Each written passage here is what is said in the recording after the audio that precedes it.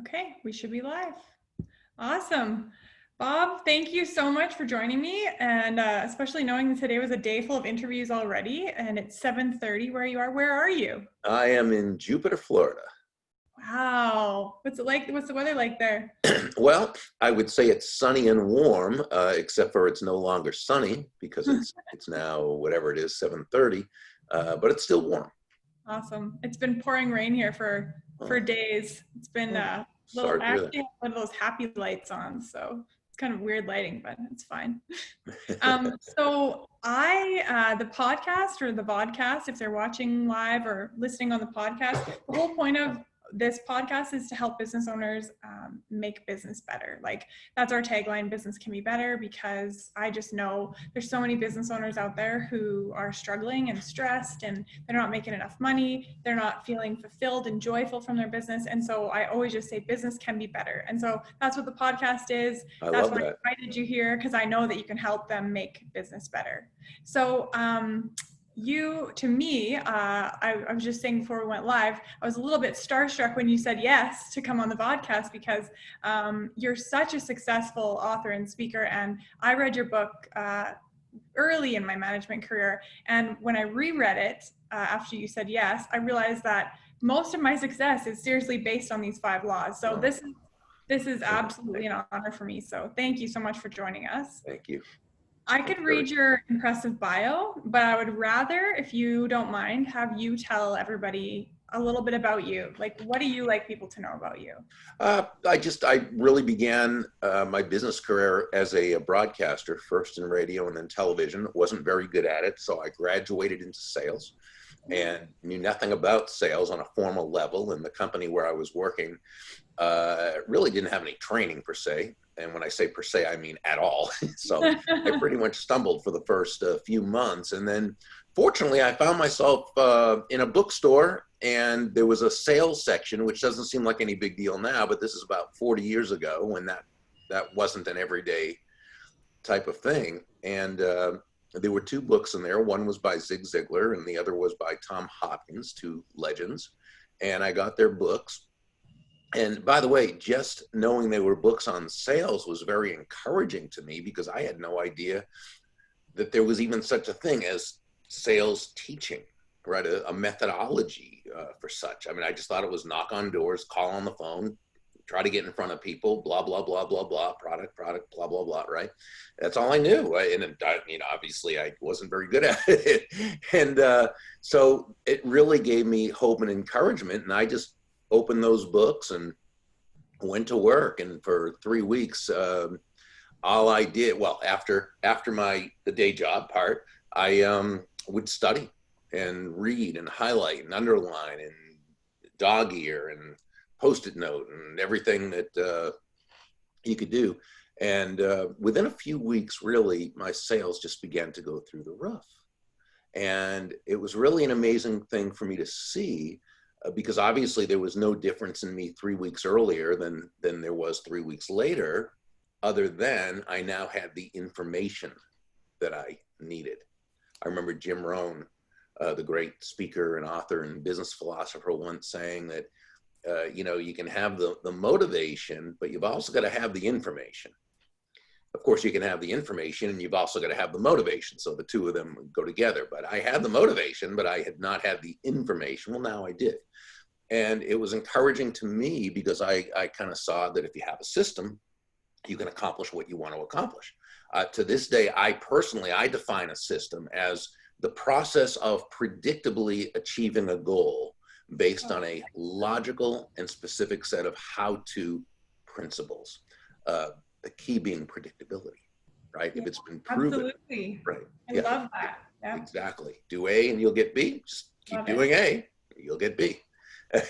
So that's really what kind of started the whole sales career thing. And then from there, after a while and being sales manager at a different company, I started teaching others what was working for me. And as they used to say on the old Seinfeld show, yada, yada, yada. And here we are tonight talking. I love Seinfeld. My husband and I have watched every episode of that show. Oh, I'm sure I have many times over. It never gets old. What was that sales job you were talking about? Your first sales job, what were you selling? I was actually selling advertising, radio and television advertising. That's the only sales job I've ever had too. Oh, really? Yeah, and that's where I met one of my first and favorite mentors that I still visit. He actually emceed my wedding. Yeah, I sold television advertising at Global TV. Really? Yeah, yeah, it was really cool experience. I'm glad I had it. Yeah. Oh, Yeah. yeah. I was I loved it. You know, I mean, I went on to a couple other sales jobs after that, but I always valued that one as you know, I mean, I guess probably because I saw the difference in the business, not knowing what I was doing and then kind of knowing what I was doing, and the vast difference that made. Yeah. So do you believe that you have to believe in what you're selling? Oh, I think it certainly helps. I mean, you know, it's very difficult to. Here's the thing.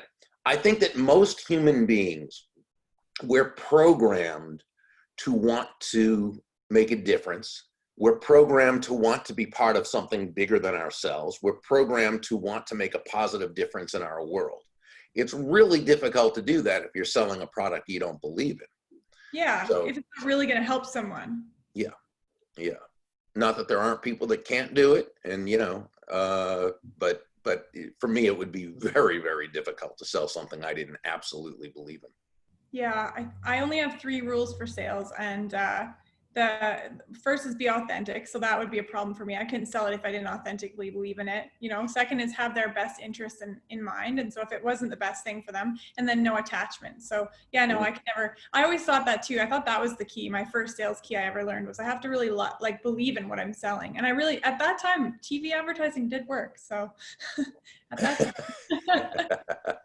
time. So people may not know, and actually I was reading about you, and I actually have 3 of your Go-Giver books right there. One of my team took home the Go-Giver Sells More, I believe, the green one. But you wrote other books besides this series? Yeah, the Go-Giver series, which was co-authored with John David Mann, and John's a fantastic author. He's really the lead writer in the story and the storyteller. And so there are 4 books in that series. 3 of them are parables. So there's the Go-Giver, which is a parable. Then there's the follow-up, Go-Giver Sell More, that's a more of a guide to the Go-Giver, applying the principles. The next parable was the Go-Giver Leader. And then the last one is the Go-Giver Influencer. And then I've got a couple of others on my own, Endless Referrals, which was my first kind of big book, and that was written many years ago. And then another book written I think about 4 or 5 years ago, called Adversaries into Allies, which is basically a book on people skills and influence and positive persuasion. Okay, Adversaries into Allies. And what was the first one? Endless Referrals. I think I've read that one.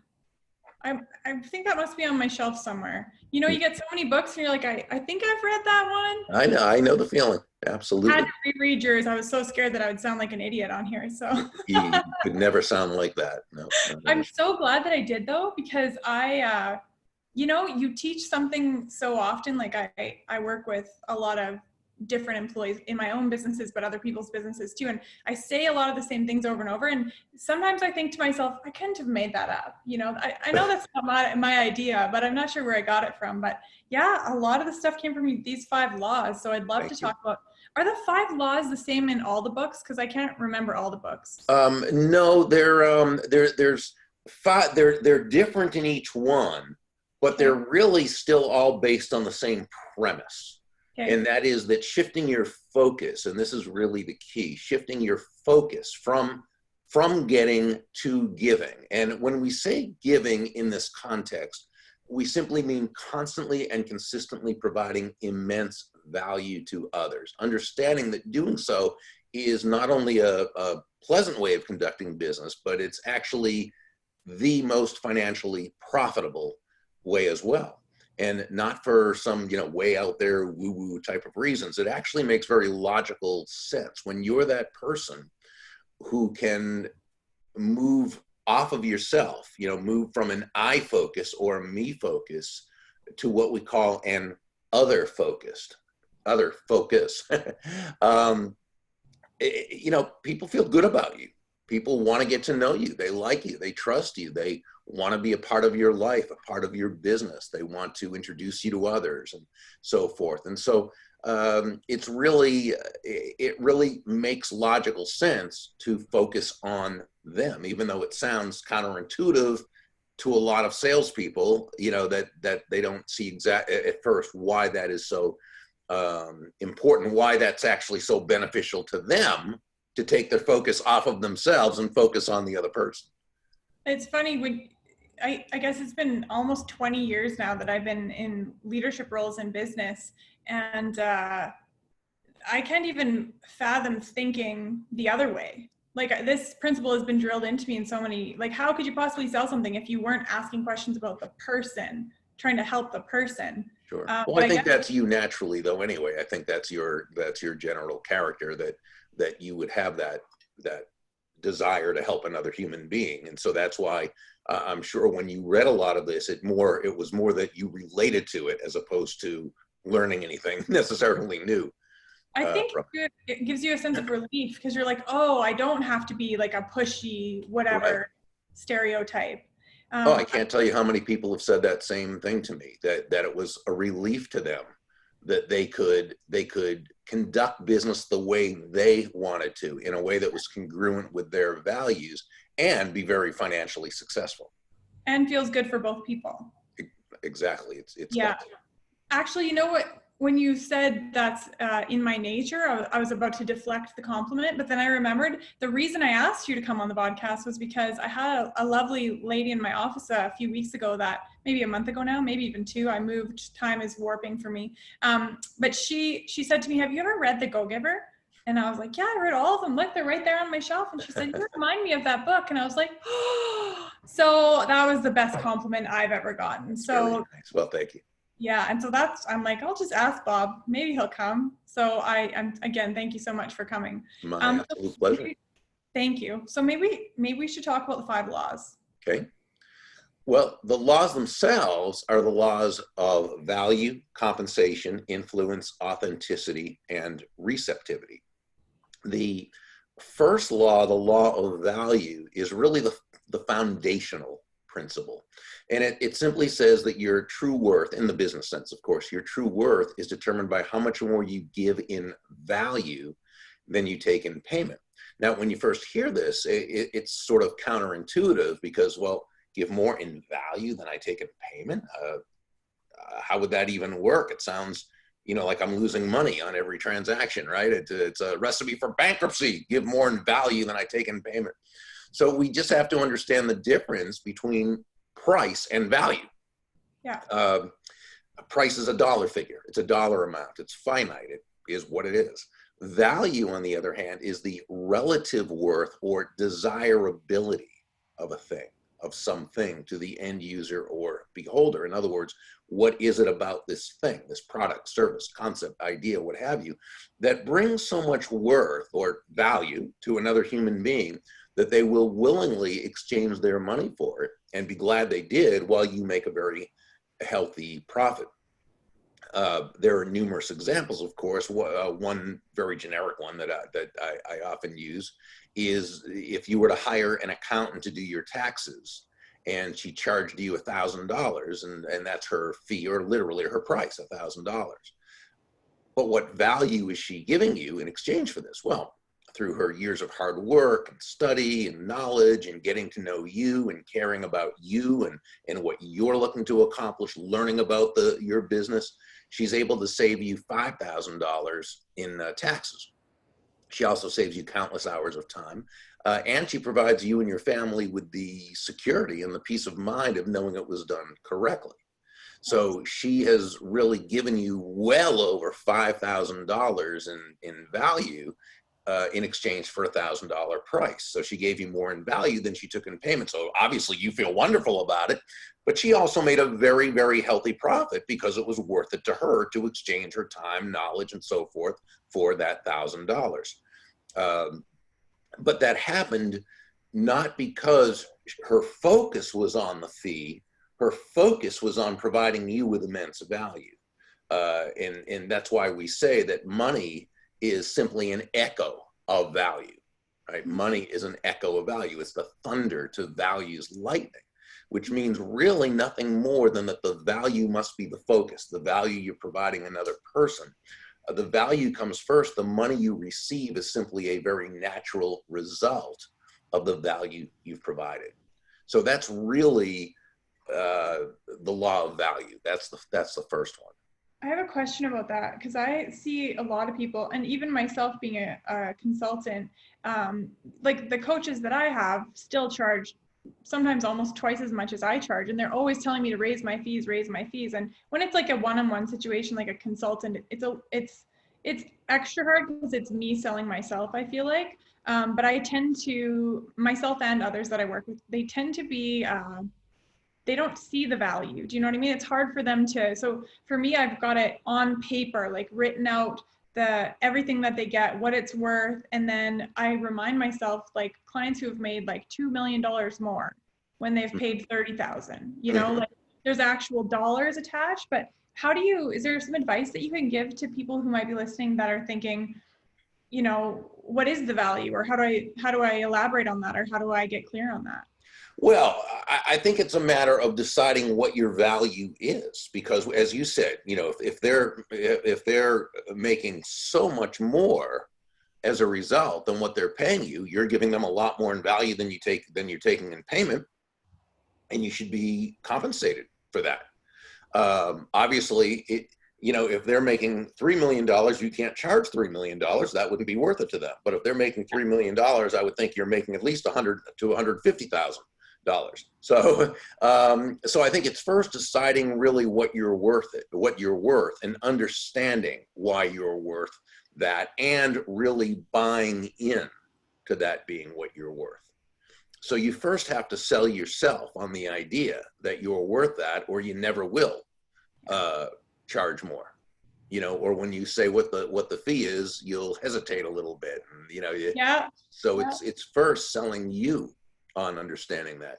Then when you're selling that to others, it's a matter of asking the right questions during your interview with them, so that their answers actually explain to them, their own answers explain to them why you're so much worth it, and that the fee isn't an issue, that you're worth what you're asking. Yeah, absolutely. Awesome. Yeah, it's funny. It's not that I forget, but it's nice to be reminded of the fact that business is you. Like, you are your business. Like, you cannot have, like, I have had some clients come to me saying, I just want business coaching. I don't want any of that woo-woo, airy-fairy life coaching. And I'm like, that's going to be a part of it. You know, like, you have to work on yourself if you want your business to be good. So I think that really fits for me with that. Of value. Awesome. Okay. So the law of compensation. Yeah. Well, this one says your income is determined by how many people you serve and how well you serve them. So where law number 1 says to give more in value than you take in payment, law number 2 tells us that the more people whose lives you touch with the exceptional value you provide, the more money with which you'll be rewarded. So your accountant, for example, in the first example, did a great job of giving you more in value than what you took in payment. So if you're her client, you probably feel great about her. You would do business with her again, and you'd probably refer her to many others. Well, her other clients feel the same way. So our accountant is very quickly amassing what we call an army of personal walking ambassadors. And as she continues to provide so much exceptional value to the lives of so many people, her business will continue and her income will continue to grow and grow. In that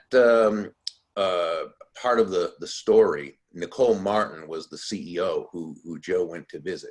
And she explained to Joe that the law of value, while that's very, very important, of course, it represents only your potential income, because it's not enough to just provide exceptional value to one person.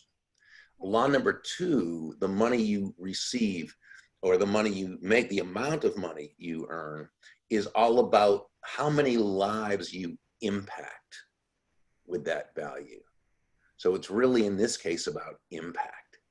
And that's why referral-based business is such a great way to go, to be able to impact more people, because with referred prospects, it's easier to set the appointment, obviously, right? Price becomes less of an issue. Fee becomes less of an issue, actually, because they're already pre-sold on you. With referred prospects, it's easier to complete the transaction. And typically referred prospects they're already of the mindset that that's how you do business, since that's how they met you. So Yeah. it's really, a great way to bring more impact to the lives of more and more people through proactively seeking and attaining referrals. Two things on that. One, we just had a staff meeting a couple days ago in one of the businesses that I own, and with my partner, and he told me a story about a lady who came in. It was a referral, and we have a lot of those. And he started to talk about one of the products, and she said, "Oh, don't worry, I already know it's expensive." So that was like she came in saying, "It's okay, I know it's expensive." And we were just like, this is so perfect. You know, Yeah. she understands high quality, great service, and high price. So yeah, referrals are the best. Yeah. So I just wanted to ask you though, like so I've been in business, running business, studying business, owning business. It's going to be 20 years soon here. I can't believe it. But even in my time, I've seen referrals change so much because of the internet. Like, what are your thoughts on from when you first realized the power of referrals and how they worked to how referrals work now? Do you still think that it's like person calling person, or is it more like online reviews, or? Well, all those things help. Remember, the online reviews always help, just like we used to have written testimonial, letters and so forth from people. And now they can be, video testimonials or audio testimonials, and they can, and so forth. And you can always, when you're asking someone, and while referrals, of course, while testimonial endorsements are great for even helping to sell the product or service, they're also great, very useful when asking for referrals, because if you have someone who's a little bit shy about providing referrals, just maybe they've been burned in the past by referring someone who made them look bad or something, or what have you, for you to be able to very gently and very tactfully, just say, if I may, I'd love to share with you this video, that you have on your phone, this video of a person who, like you, she just, she loved the product itself, but, it had kind of been burned by giving a referral and wasn't really, and she did end up referring me to some people, and this is what she said. Boom. And now you let her tell you, "Oh, I never give referrals to salespeople because blah, blah, blah, blah. But I gave one to Jimmy, and I got to tell you, everyone I refer to him now calls me and thanks me because he's just so," whatever. So you're letting someone else. One of my good friends, Joe Polish, who is Joe's one of the really the all-time greats in terms of direct response and copywriting and so forth. And he says, and I love this, Joe says, "What other people say about you is infinitely more believable than what you say about you. So let other people say it." Yeah. So it's one thing for us to say, "Oh, well, if you refer me or introduce me to somebody, I'll always make you look good." And that, that's fine. But when someone else says how great you made them look, that's night and day. Absolutely. Yeah. Awesome. Okay. The law of influence. Yeah, this one says that your influence is determined by how abundantly you place other people's interests first. Again, this sounds counterintuitive when you first hear it, though when you think about it, the greatest leaders, top influencers, most successful, top money earning salespeople that that I know, that we all know, this is how they run their lives and conduct their businesses. They're always looking out for the other person's interest, placing their interest first. Now, let me qualify that, though, if I may, because that can, it can easily be misunderstood, and I think this is very important. When we say place the other person's interests first, we certainly don't mean you should be anyone's doormat or a martyr or self-sacrificial in any way. Absolutely not. Yeah, it simply is, as Joe, the protagonist in the story, learned from several of the mentors, the golden rule of business, of sales, is that all things being equal, people will do business with and refer business to those people they know, like, and trust. And there's simply no faster, more powerful, or more effective way to elicit those feelings toward you in others than by genuinely moving from that focus on yourself to that focus on them. And, as you gain that reputation for constantly and consistently doing that, living your life, running your business that way, people come to really feel good about you, and they come to really trust you, and they come to see you as the go-to person. So yeah, this is making me so, yeah, I'm so glad I found this book so long ago, because this is really resonating with me. It's a lot of people have told me to stop giving away all my secrets, or stop doing so much free content, or like, why do you do so much stuff for free? And I just tell them, because I want to help as many business owners as I can, not just the few who can afford it. So we put out a ton of content. We give. We have lots of different things. Especially during COVID, we did a lot of free stuff. And people were always saying, well, no one's going to buy if you give everything away for free. Or they'd say, like, you're cheapening your brand by giving stuff away for free, things like that. And I just have always just known, I really feel good about, and I really believe in, just give, and the money takes care of itself.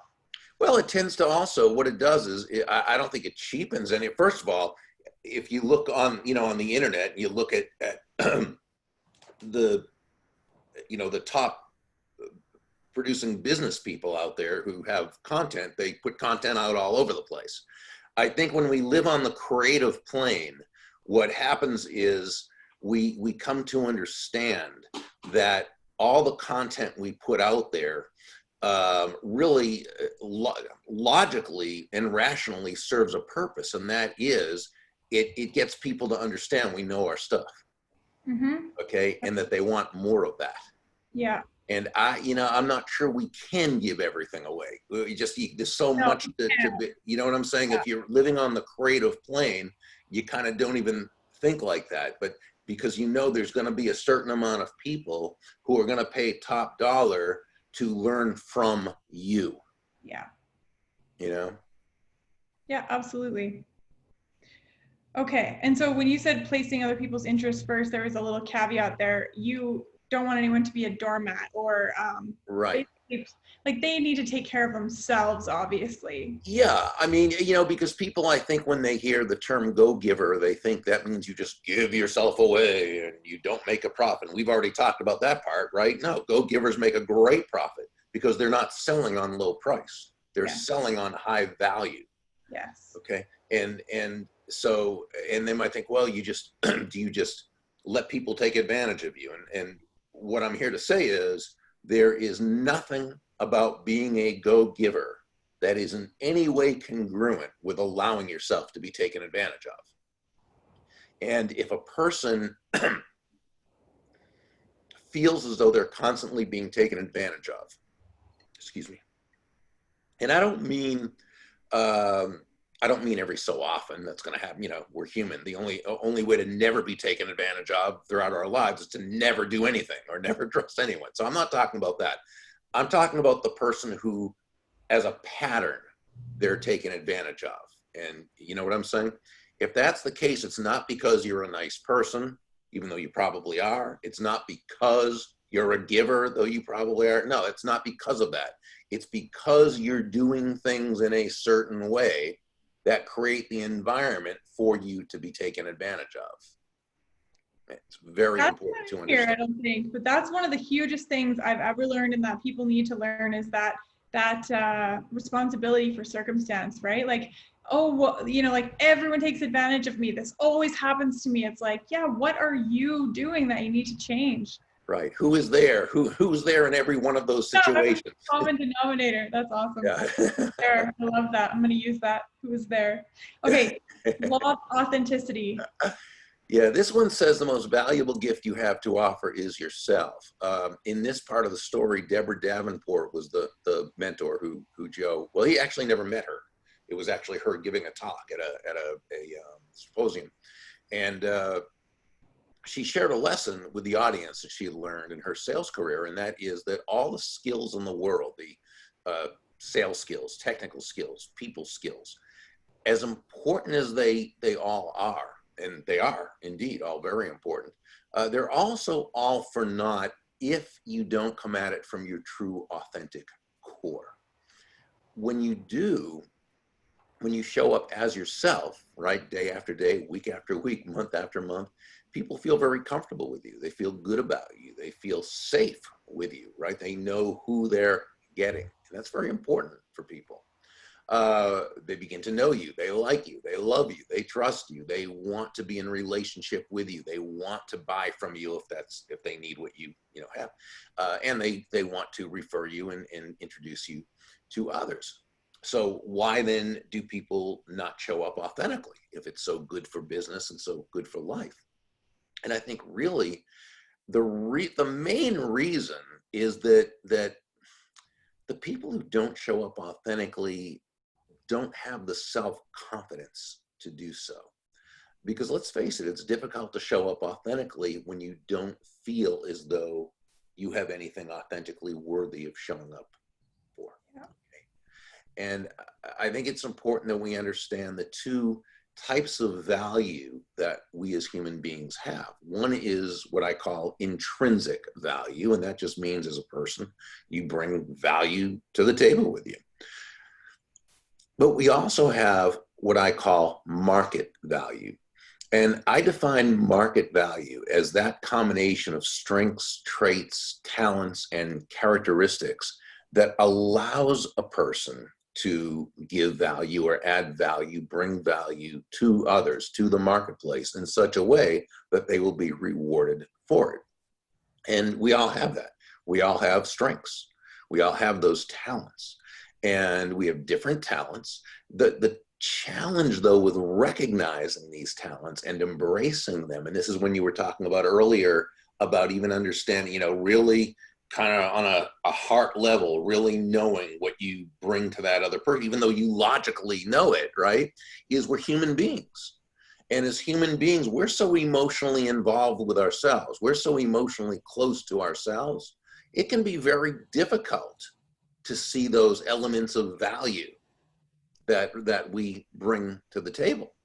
Very difficult. That's why a coach like yourself is so important, because you can much more easily, objectively help someone recognize their value because you're not them. Yeah, absolutely. I mean, you have also a learned skill set to be able to do that specifically, but you're not them. And so you care about them, yet you're objective enough and far enough removed. You're not emotionally involved. So it's much easier for you to see the greatness that they bring to the table and to help them work through it. Yeah, I think why do coaches have coaches? Because even the coaches can't, I have coaches for this and that. You have coaches for this and that. Psychiatrists go to psychiatrists, and lawyers don't represent themselves, right? As human beings, we're too subjective. We're too emotional about it. Yeah, we should kind of tie that back to the law of value. If somebody's having trouble with raising their prices or charging what they're worth, and having a conversation with an objective third party, even if it's not a business coach, even, maybe a past customer that you've done business with, but just asking somebody to tell you, like a happy customer would be good, tell you all the value they got out of it. Because I think sometimes you have no idea how valuable something that you do or sell or give to somebody is until you hear like what a difference it made for them.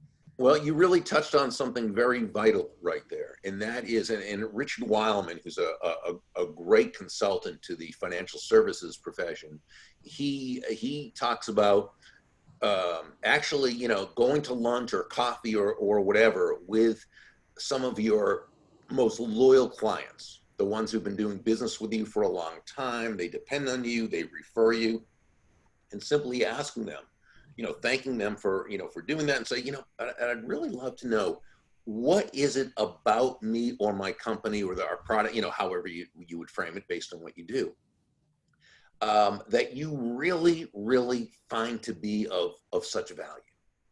Because what happens is they'll often tell you something that you don't even know about it yourself. And the reason why is because as human beings, we all see the world from our own unique viewpoint, our personal beliefs, right?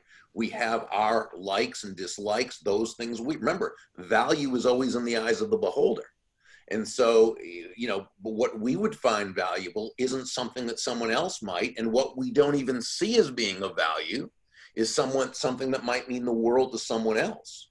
So by Absolutely. doing what Richard had suggested, you can find out things you didn't even know about how you bring value. And then that's always another option when you're talking to another prospective customer or client that you can ask about and so forth. Yeah, actually that happened. We do survey our clients, and my early management career was running other people's businesses for them, and I was always paid based on the profit. So I had to figure out how to make businesses really profitable really fast. Mm-hmm. And so I was all about profit, and I also was poor when I was raised. Like, I heard we don't have enough money for that a lot of times. So those two things combined made my sole focus as a business coach, a new business coach 6 years ago. Okay, well, all people want is more profit, right? That's all they care about, because that's all I've seen my whole time. So, well, some people were attracted to that. After I got a few years under my belt and started surveying people, the most commonly used term for what they valued the most was accountability. Mm-hmm. And I would never have ever used that in any of my marketing or any listing of value or anything like that. But then I started to realize, yeah, I do all my coaching homework right before I call my coach, right? Like, that's a huge part, and I never would have realized that. So I think that absolutely people should do that. Awesome. So the law of receptivity. This is so crazy how much this is a huge part of my life. If my mentor is listening right now, she's just laughing because she's like, I told you so, I told you so. I can't wait to hear you talk about this one. Well, the law of receptivity says the key to effective giving is to stay open to receiving. And this really means nothing more than that just like, we breathe out, we also have to breathe in. It's not one or the other. We can't just breathe out. Right? If we do, we're in trouble, right? We can't survive, we can't thrive doing that. We also have to breathe in. We breathe out carbon dioxide and we breathe in oxygen. By the same token, we breathe out, which is giving, and we breathe in, which is receiving. This is so crazy. She literally was telling me to visualize money as air in and out. Yeah, this is really creeping me out. I think you two must have talked. And it's interesting because giving and receiving, despite the negative messages we receive from the world around us about money, about prosperity, about abundance. I mean, they're not mixed messages, they're negative messages. If you listen or watch or read the news, if you're on social media or going through school or around, I mean, it's, you'd think anybody who makes a lot of money did it on the backs of others or by doing something nefarious, or now it's a big world. Are there people who do that? Of course. But no, in most people, and I mean, I'm talking 99.9% of the people, remember, especially in the basically free market, which we live in North America, no one's forced to do business with you. I often say when I speak at a sales conference, I'll often begin by saying, nobody's going to buy from you because you have a quota to meet, right? They're not going to buy from you because you need the money or even because you're a really nice person. They're going to buy from you because they believe they will be better off by doing so than by not doing so. So when you think about it, the only way that one can make a real lot of money is to serve a whole lot of people. Yeah. Serve them well. So the chances are, again, unless it's by force or fraud, or you've paid off through a lobbyist to have the government make some rule or regulation that keeps your competition away or something like that, that's not free market. That's cronyism. You're darker than I thought, Bob. Huh? You're getting darker than I thought you would, Bob. Also, I think I've done a really good job cleaning up my social media because I don't see that kind of stuff ever. That's good. Entrepreneurialism is a beautiful thing that's full of opportunity. We provide jobs. That's how I see it. Absolutely. Yeah, absolutely. But there are a lot of people who kind of don't, and that's, it is what it is. But here's the thing, that kind of thinking can easily infect all of us.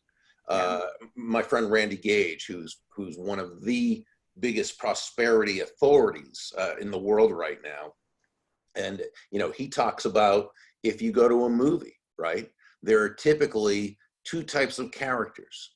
There are the good people who are usually portrayed as being poor, but happy.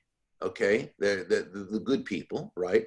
And they're always being stepped on, stepped over, taken advantage of by who? The rich people, who are typically portrayed as being mean and horrible and terrible, and they have no soul. All they want is money. That's pretty much the theme of just about, every major movie.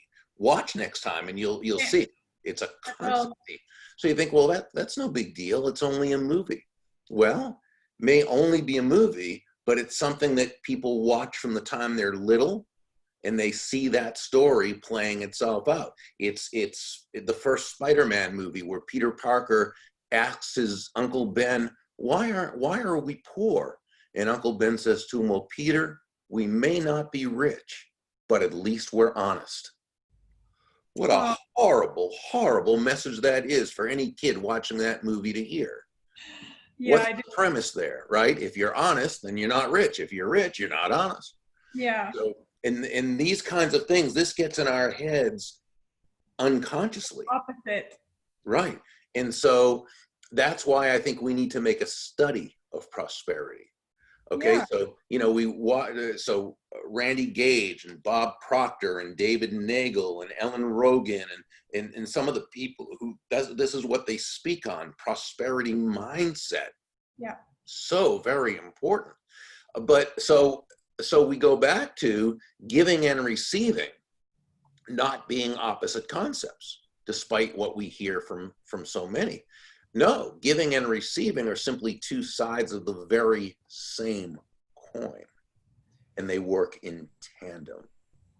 So I'm doing a Bob Proctor course right now, Lead the Field. Oh, great. Lead the Field, the Earl Nightingale study. Uh-huh. So I've been listening to him for an hour a morning for like 100 days or something straight. And I remember him talking about something similar and me kind of still not really resonating with it because I don't hang out with people who think that way. But what I'm not really 100% remembering when you say to receive it just should be like giving, receiving, it should be like breathing. What do you mean by receiving? Like receiving what? Money? Could be money, could be receiving a compliment. When someone says, hey, you look great, do you go, oh, no. Or do you say, oh, thank you so much? When someone, offers to buy the coffee, are you not able to allow them to do that for whatever reason that happens to be? Or do you say, oh, thank you so much? Okay. So can you receive, friendship? Can you receive kindness? Can you receive love? Can you receive money? Can you receive new business? Can you receive referrals? Receptivity is just allowing yourself to receive what comes to you. But we earn that. We earn it because our focus is on the giving of value to everyone we meet. When we do this, and we do this appropriately, we create what we call the benevolent context for success. And that's where it comes to you, and it comes to you in abundance. And you've got to be able to receive that abundance. Okay, got it. It is what I thought it was. I just wanted to make sure I wasn't missing anything and clarify it for anybody listening who doesn't know. Awesome. So there was something on your website that I wanted to ask you about just because it was a drive-by mentor. Like a golden nugget of advice from a drive-by mentor totally shifted your perspective. Yeah, what is a drive-by mentor? Well, my great friend and one of my mentors, Dondi Scumaci, I think she coined this term, and I probably just agreed with it because she coined stuff and she has all these great Dondiisms and she's so wise and amazing. And I think she probably coined drive-by mentor. And this is a person who just happened, you may not know this person at all, or you may know them very indirectly, but they just happen to say something at the exact time you needed to hear it and that you were open to receiving it. And it makes a significant difference in your life. And I remember a couple of years after I had been in sales and I had just started a job at a new company selling a high ticket product. And I was doing okay, but I got into a slump, and I was finding it difficult to get out of this slump. It was very discouraging. And I hadn't really realized, though, that I did really have a problem. That problem being me, as it usually is. And I remember coming back to the office one day after a non-sale, and I must have looked pretty discouraged, because a guy he was not in the sales department. I think he was in the engineering department or something. And I don't remember him being there too long afterwards. Truly a drive-by mentor in a sense, because but he was one of these guys, though, that whenever he did say something, it was usually pretty profound. So when he said Burg, he was a last name kind of guy. When he said, "Burg, can I give you some advice?" I said, "Yeah, absolutely, please do." And he said, "If you want to make a lot of money in sales," and by the way, I get the feeling, when I look back on it in retrospect, that he probably saw me sort of as Joe in the story, in The Go-Giver, that I'd write 20 years, later.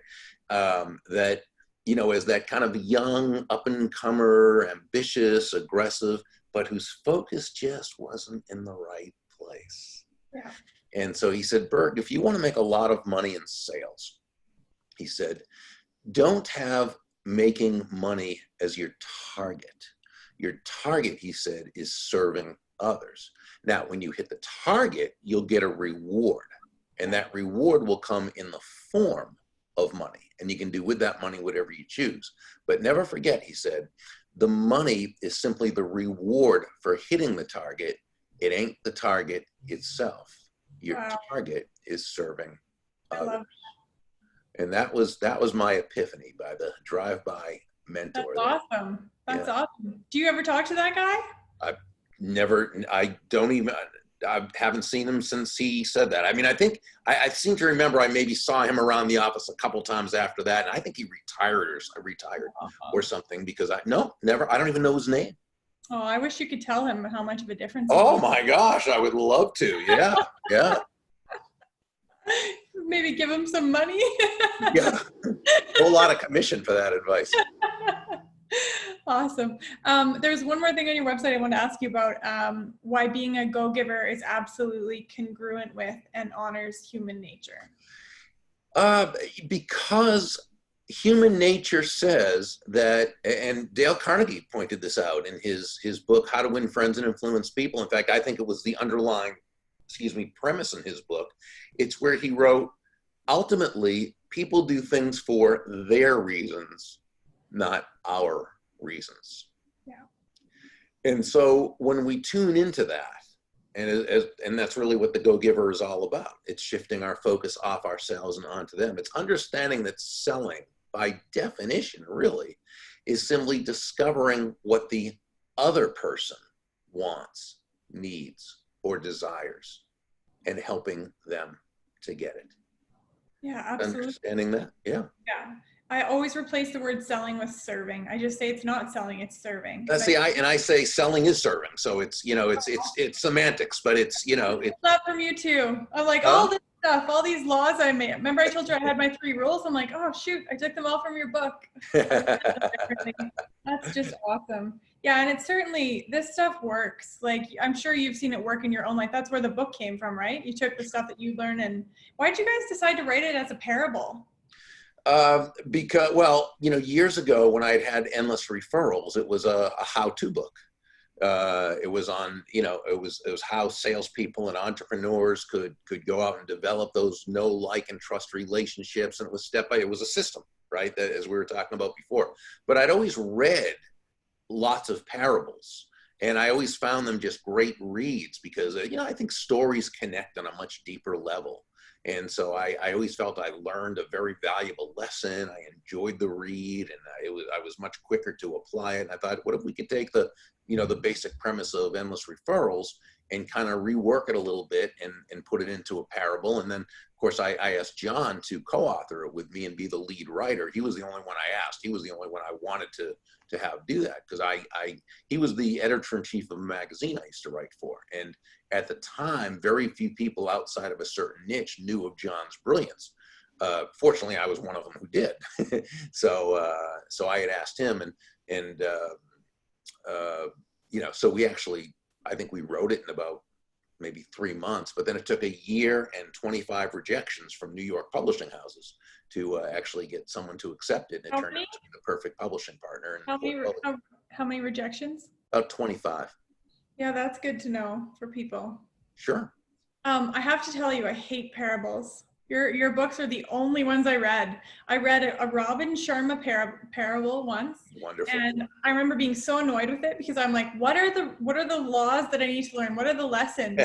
And as a rule, I would not read parables. Yeah. But when I started reading The Go-Giver, I was just like, okay, I need to know what he learned next. And I got through it super easy. So even though I didn't like parables, I loved it. So you guys did a really great job.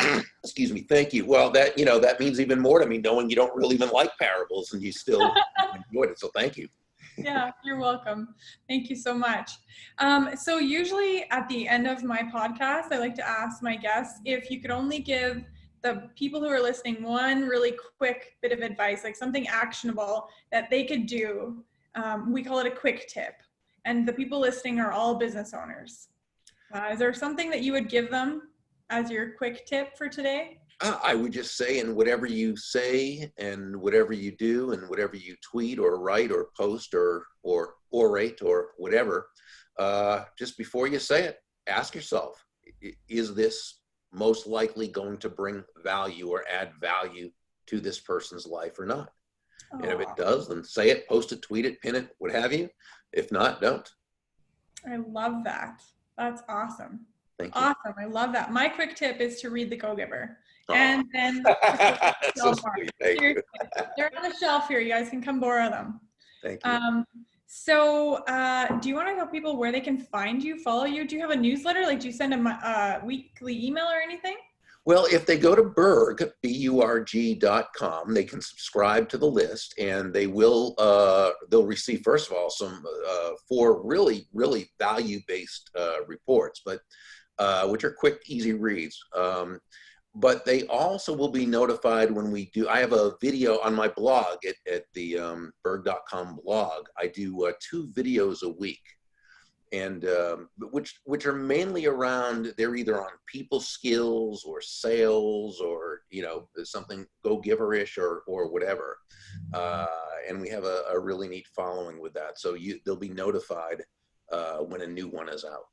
Awesome. I'm on your site right now. I'm going to share it with people. At Burg, BURG.com. Yeah, I got it. I don't see where to sign up for the email, but I'm guessing that it will be a pop-up. It will, and if you scroll down, you'll see it, but you don't have to scroll down. You can wait about 15, 20 seconds or so, and there'll be a pop-up. Awesome. Okay, I'm gonna paste it right here for people. Oh, thank you. Awesome. You're the best. I really appreciate you coming on here. And if it's okay from now on, I'm gonna call you Burg. You can call me Burg. You can call me Burg. Just spell it right, and it's okay. I will. B-U-R-G. I got it. Awesome. Well, thank you so much for being here, and especially, what is it, like 8:30 there now? I'm so sorry. I had no idea the time. I've actually got one more interview tonight, believe it or not. Oh my gosh. Well, okay. Well, thanks so much for joining us. I think you brought huge value to everybody who is listening, and again, I appreciate it so much. I really appreciate you. It's made a big difference in my life. Thanks, Bob. Thank you. Have a great night. You too. Thank you. Bye.